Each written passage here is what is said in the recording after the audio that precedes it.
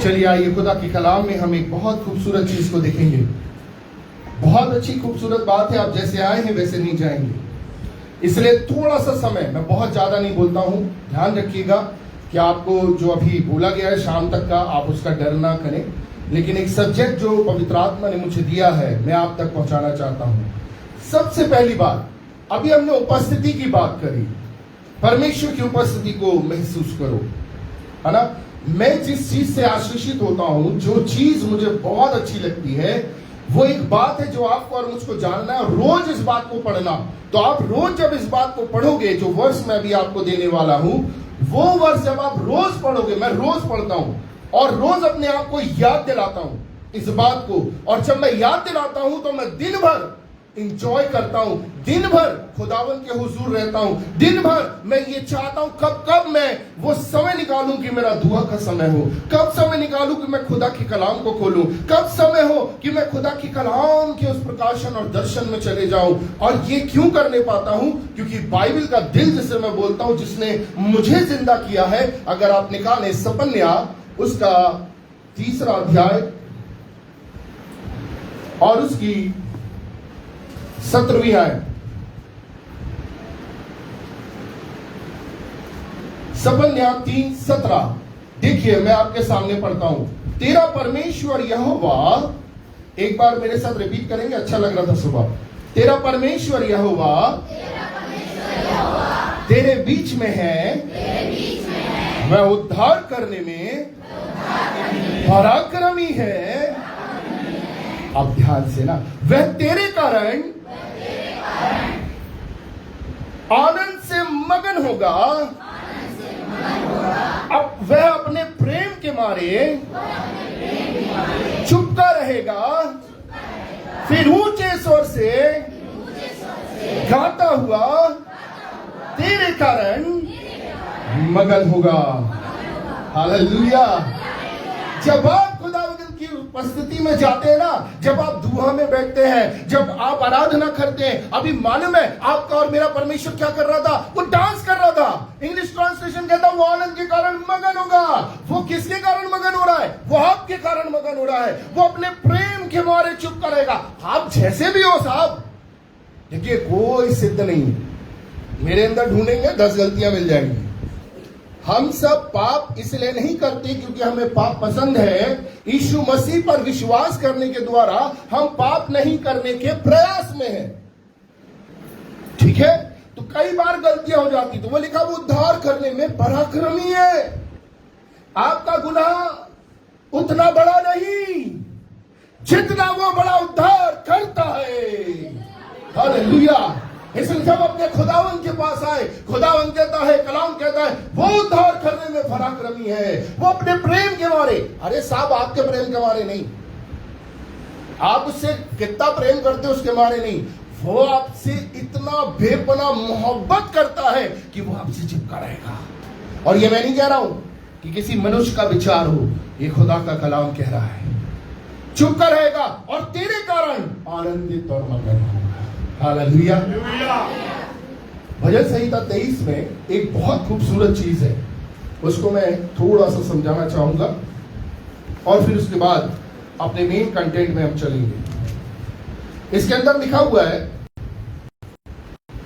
तू मेरे सताने वालों के, यहां देखिए लिखा है, पादी साहब बता देंगे कि मैंने सही पढ़ा है, बाइबल सोसाइटी से आया हूं, वहीं से पढ़ रहा हूं। तू मेरे सताने वालों के सामने मेरे लिए मेज बिछाता है, तूने मेरे सिर पर तेल मरा है, मेरा कटोरा उमड़ रहा है, निश्चय भलाई और करुणा जीवन भर मेरे साथ साथ बनी रहेगी और मैं यहोवा के धाम में सर्वदा वास करूंगा। ठीक है, अब ध्यान रखिए, ये जब दाऊद लिख रहा है तो ये क्यों लिख रहा है? मेरे सताने वालों के सामने तू मेरे लिए मेज बिछाता है, मेरा कटोरा उमड़ रहा है। अब देखिए, पुराने समय में इतिहासकार बताते हैं, राजाओं की सभा जब होती थी, जब राजा बैठता था, तो जैसा दानियल में लिखा है खिलाने आ रहा पिलाने आ रहा, वैसे ही इनका एक पिलाने आ रहा होता था और वो दाखरस पिलाता था। जैसे अपने यहाँ चाय होती है ना, अपन चाय पूछते हैं, कई बार लोग इसको गलत वो कर देते हैं कि अरे भाई या तो वो चलती है शराब, नहीं, दाखरस। हमारे यहाँ चाय, वहां का ट्रेडिशन दाखरस था क्योंकि वहां की उपज पैदावार वो थी। तो वो हारा रहता था, वो पिलाने हारा खड़ा है और राजा बैठा हुआ है सिंहासन पर, और कप लगे हुए सामने, राजा के सामने बैठे हुए हैं। दाऊद देखिए क्या चीज बताना चाह रहा है। अगर किसी का आधा कप भर गया पिलाने हारे ने, पिलाने हारा सबसे क्लोज होता है राजा के, ठीक है, सबसे क्लोज हुआ करते थे ये लोग। जैसे अब नहमिया की पुस्तक में देखिए, आपको मिलेगा, बाइबल बताएगी कि चेहरा देखा क्रूसु राजा ने कि तू क्यों उदास है भाई। वो कौन था? नहमिया पिला रहा था ना, अपने राजा को दाखरस दे रहा था। तो यहां पर क्या हुआ, अगर आधा कप भरा, इसका मतलब है कि आपको एक इंटीमेशन मिल गया है कि राजा तुमसे खुश नहीं है। इससे पहले कि राजा कुछ बोले, जो मिला है राजा के ऑनर में लो और चले जाओ। और दूसरा व्यक्ति जिसके पास पिलाने आ रहा गया और उसका कप पूरा भर दिया, तो इसका मतलब है जो तुमने किया वो ठीक है, राजा तुमसे नाराज भी नहीं है, लेकिन बहुत अच्छा भी नहीं है। इसलिए जो दिया गया है, एक घूंट मारो, रखा, फिर किया, जब तक वो है ठहरो और चले जाओ। और ये जो तीसरी कैटेगरी है जिसमें दाऊद लिख रहा है, अगर पिलाने वाले ने भरा पूरा कप और सामने वाले ने पिया और रख दिया और उसने फिर से भर दिया, फिर पिया, फिर रख दिया, उसने फिर से भर दिया, मतलब राजा तुम्हारी उपस्थिति से प्रसन्न है और वो चाहता है तुम उसके पास बैठे रहो, उसके पास से नहीं आ जाओ। तो यहां पर दाऊद क्या लिख रहा है, वो कहता मेरा कटोरा उमड़ता रहेगा और मैं यहोवा के धाम में सर्वदा वास करूंगा। हालेलुया। यही कलाम कहता है वो तेरे कारण आनंदित और मगन होगा और अपने प्रेम के मारे झुका रहेगा। हालेलुया। मेरे अजीजों, कई बार हम अपने परमेश्वर की मोहब्बत को, दो लोग थे, पतरस और आप जाने यूहन्ना। पतरस बोलता मैं प्यार करता हूं, यूहन्ना बोलता नहीं, प्रभु मुझसे प्यार करता है। कई बार हमारे विश्वासी जीवन में यही गलतफहमी में हम रहते कि हम परमेश्वर से प्यार करते हैं। जिस दिन आप अपने दूसरे पढ़ने में आ जाएंगे कि परमेश्वर मुझसे प्यार करता है, आपके जीवन से यीशु महिमा पाने लगेंगे। हालेलुया। और इसलिए आपको जानना है अनुग्रह के विषय में और व्यवस्था के विषय में। अनुग्रह हमेशा परमेश्वर के प्यार को बताएगा, व्यवस्था हमेशा आपके प्यार को बताएगी। ध्यान से सुनिएगा, क्योंकि बाइबल हमें क्या बताना चाहती है। बाइबल बताती है, यूहन्ना के अंदर लिखा है, उसकी यूहन्ना 1:16 में उसकी परिपूर्णता में से हम सब ने पाया अनुग्रह पर अनुग्रह पर अनुग्रह। ये कभी खत्म नहीं होगा।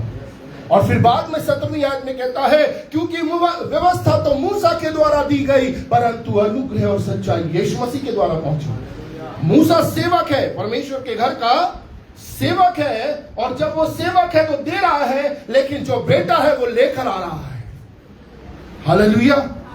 और हमेशा आपको सत्य के पक्ष में अनुग्रह मिलेगा या अनुग्रह के पक्ष में सत्य मिलेगा। ध्यान रखिएगा, अनुग्रह पर अनुग्रह। अनुग्रह किसको बताता है? परमेश्वर के प्रेम को, और व्यवस्था आपके प्रेम को। देखिए किस प्रकार से बाइबल इसको वर्णित करती है। बाइबल हमें बताना चाहती है, सबसे पहले मूसा के द्वारा दी गई ना व्यवस्था, तो मूसा का पहला आश्चर्य कर्म कौन सा था साहब? पानी को खून में तब्दील करना, जिसके द्वारा मौत आई। और यीशु मसीह जो अनुग्रह लेकर आ रहा है, जिसका नाम खुद अनुग्रह है, उसका पहला आश्चर्य कर्म कौन सा था? पानी को दाखरस में बदलना, अर्थात आनंद में बदलना, उत्सव में बदलना। हालेलुया।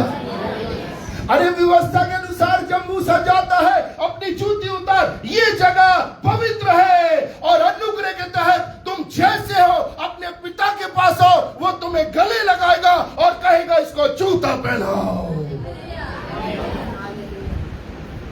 इतना प्यारा है ना अनुग्रह। हालेलुया।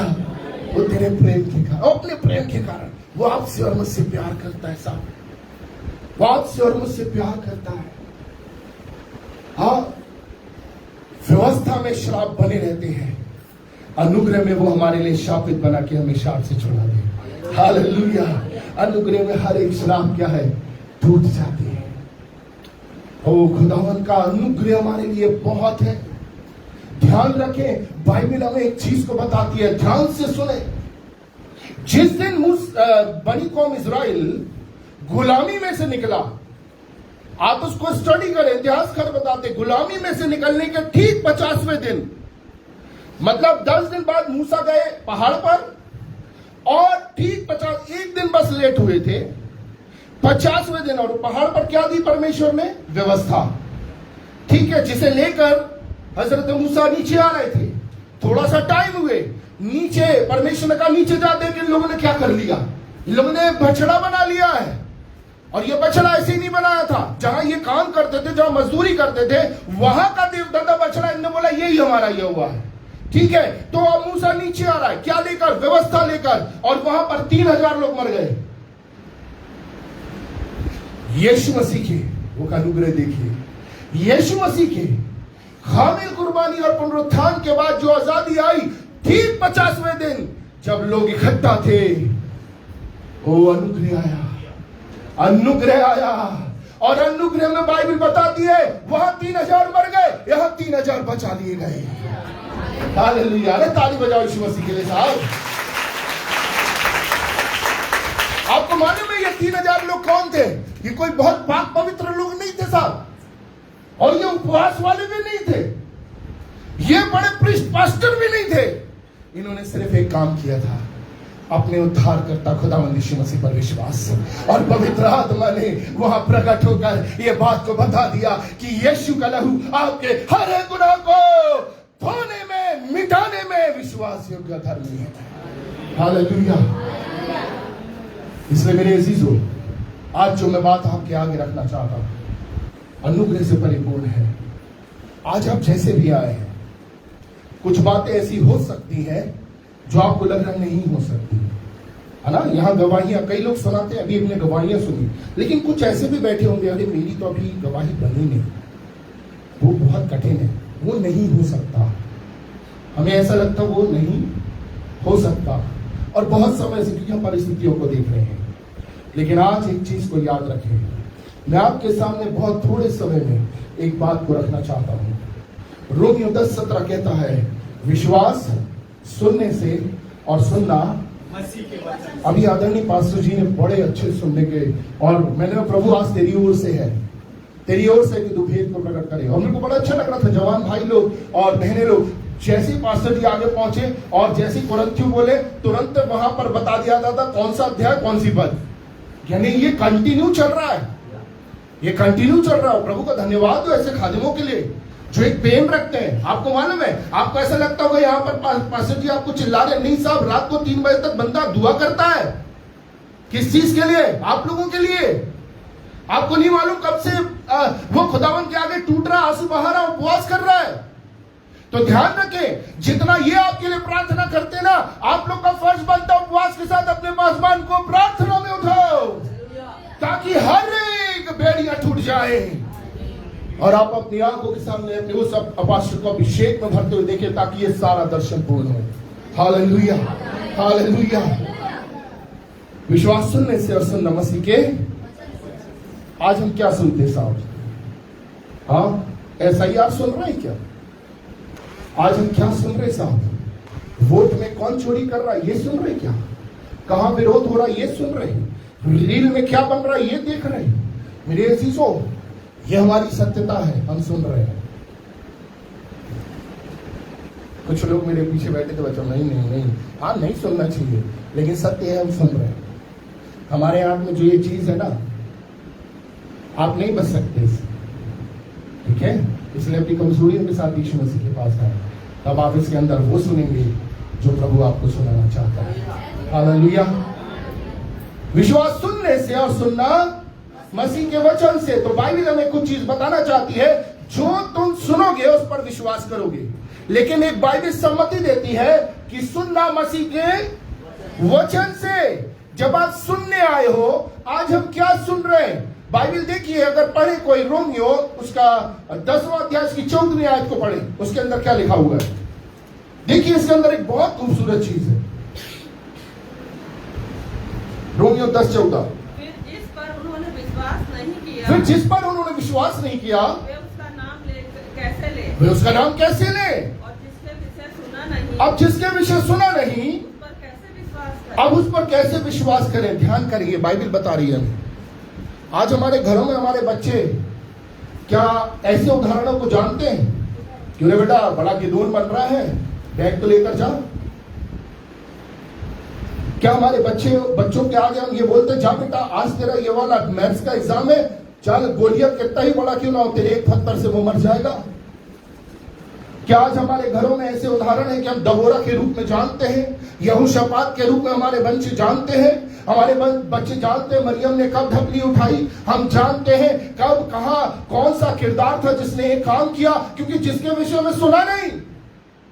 हम बच्चों को ना बोले, हम बड़ों का फर्ज बनता है कि घर में जब बात करें तो बाइबल किरदारों से करें।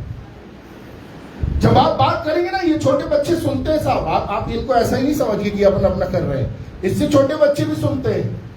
हमें ऐसा लगता है वो अपना काम कर रहे हैं, नहीं वो सुन रहे हैं, है ना। और इसलिए बाइबल कहती है जिसके विषय में सुना नहीं उस पर विश्वास कैसे करें। हमारी बातों का विषय क्या होना चाहिए? यीशु मसीह, बाइबल के किरदार, इस्राएल का यहोवा परमेश्वर। और देखिए सुनना, आपको ऐसा लग रहा है सुनने से क्या होगा साहब, सुन रहे हैं, सुनने से क्या हो जाएगा? आपको मालूम है सुनने से क्या होगा? निकाले पहला कुरिन्थियों पहला अध्याय उसकी 21वीं आयत, पहला कुरिन्थियों पहला अध्याय 21वीं आयत। क्योंकि जब परमेश्वर के ज्ञान के अनुसार, देखिए ध्यान से सुनिए, क्योंकि जब परमेश्वर के ज्ञान के अनुसार संसार ने ज्ञान से परमेश्वर को ना जाना, संसार ने ज्ञान से परमेश्वर को ना जाना, तो परमेश्वर को यह अच्छा लगा, तो परमेश्वर को यह अच्छा लगा कि इस प्रचार की मूर्खता के द्वारा विश्वास करने वालों को उद्धार दे। जब परमेश्वर के ज्ञान के अनुसार संसार ने ज्ञान से परमेश्वर को जानना ना चाहा, तो परमेश्वर को यही अच्छा लगा इस प्रचार की, जब प्रचार किया जा रहा है आप उद्धार पा रहे हैं। और यहां पर इब्री वर्ड जो आया है वो आया है सोजो। ये सिर्फ मोक्ष की बात नहीं कर रहा वचन कि भाई उद्धार दे मोक्ष मिल जाएगा, नहीं। सोजो का मतलब होता है आपके संबंध में, आपकी बीमारी में, आपकी नौकरी में, आपके बच्चों के साथ, आपके परिवार में, आपके जिस भी जगह पर, हर जगह पर खुदावन सोजो दे। आप सुन रहे हैं परमेश्वर कार्य कर रहा है, आप सुन रहे हैं परमेश्वर कार्य कर रहा है। इसलिए कलाम कहता है परमेश्वर को यही अच्छा लगा। इस संसार के लिए ये हो सकता मूर्खता होगी, लेकिन खुदावन का कलाम कहता है परमेश्वर को यही अच्छा लगा इस प्रचार की मूर्खता के द्वारा लोगों को उद्धार दे। हालेलुया। जब आप सुनते हैं ना, ध्यान से आइए और सुनने में मालूम है हम लोग बहुत बड़े चालाक लोग हैं। यीशु मसीह ने एक वर्ड इस्तेमाल किया डांट लगाते समय सबसे ज्यादा बाइबल में, पाखंडी। और ये जो पाखंडी शब्द आया है ना, इसमें उन्होंने किसी को नहीं छोड़ा। पाखंडी शब्द का मतलब होता है जो आप हैं नहीं वो दिखाने की कोशिश करना है, या प्लेइंग एक्ट। और हम लोग बहुत बड़े एक्टर हैं। मैं अपने आप को शामिल कर रहा हूं, इसलिए हम बोल रहा हूं, क्योंकि हम सबों का उद्धार यीशु मसीह है। हम सब कहीं ना कहीं कमजोर हैं, ठीक है। हम क्या है, बहुत बड़े एक्टर हैं। संडे की सुबह 8:30 बजे से बिल्कुल बहुत बढ़िया एक्टिंग में आ जाते हैं अपन, और उसके बाद मंडे की सुबह से हम अलग किरदार में होते हैं। होता है जब परिस्थिति सामने आती है तब ऐसी समस्याएं होती है ना। तो यहां पर क्या लिखा है, वो पाखंडी जो है नहीं, है ना, उस चीज को। तो आपको और मुझको एक चीज को याद रखना है, जब आप सुन रहे हैं तो ध्यान से सुने और सच्चाई से सुने। कई बार चेहरा हमारा पास्टर जी की ओर होता है और दिमाग हमारा घर में होता है। चेहरा हमारा पास्टर जी की ओर होता है और हम अपने हिसाब जोड़ रहे होते हैं, 5,000 वहां का हो गया, 10,000 वहां का हो गया, ये हो गया। और कई बार तो ताली बजाते हुए भी हम अपने घर में सब्जी बना रहे होते हैं। आज बनेगा क्या दिन में, रात को ये बुलवा लेंगे। और हमने इसको प्रैक्टिस करके रखा हुआ है। क्यों? क्योंकि हम उसको वैल्यू नहीं, वचन आएगा जब देखने, दुआ आएगी तब समर्पण कर देंगे। खुदा के घर में आना, सावधानी से चलना, सतर्क रहना, सुनना, क्योंकि आप जिस रूह से सुन रहे हैं, चाहे वो वर्शिप हो, आप जब सुनेंगे परमेश्वर आपके परिवार में, आपके जीवन में, आपके शरीर में, आपकी तमाम जगहों पर काम कर रहा है। ये मैं नहीं, बाइबल कह रही है, और बाइबल परमेश्वर का प्रतिज्ञा पत्र है। हालेलुया। और इस बात का प्रमाण बाइबल भी देती है। निकाले प्रेरितों के काम 14वां अध्याय और उसकी 8वीं आयत।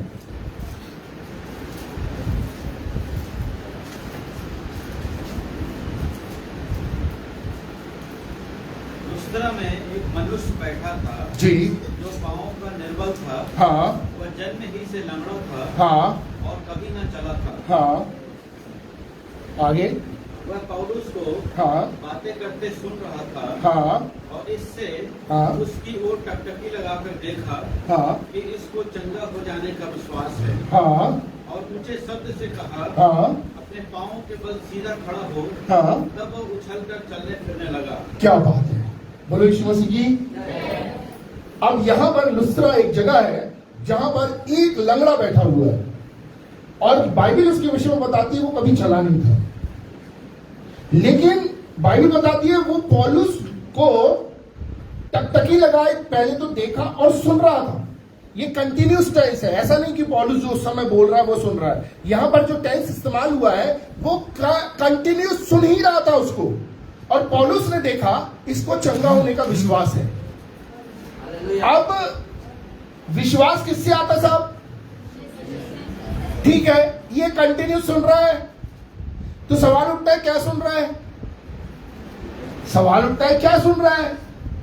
14 की 7 पढ़ दें। और वहां सुसमाचार सुनाने लगे। वहां सुसमाचार सुन रहा है क्योंकि पौलुस और सिलास वहां क्या कर रहे हैं? सुसमाचार सुना रहे हैं, खुशखबरी सुना रहे हैं। अब ये खुशखबरी क्या है? हम सबों के लिए खुशखबरी मालूम कौन सी होती है? देखिए, अनुग्रह के विषय में एक चीज को समझना, अनुग्रह ही खुशखबरी है। अनुग्रह को समझना जरूरी है, ठीक है? इसलिए ध्यान से सुने सारे लोग। अभी हम सुनने के बारे में सुन रहे हैं ना, ध्यान से सुने, अपने ध्यान को भटकने नहीं देना।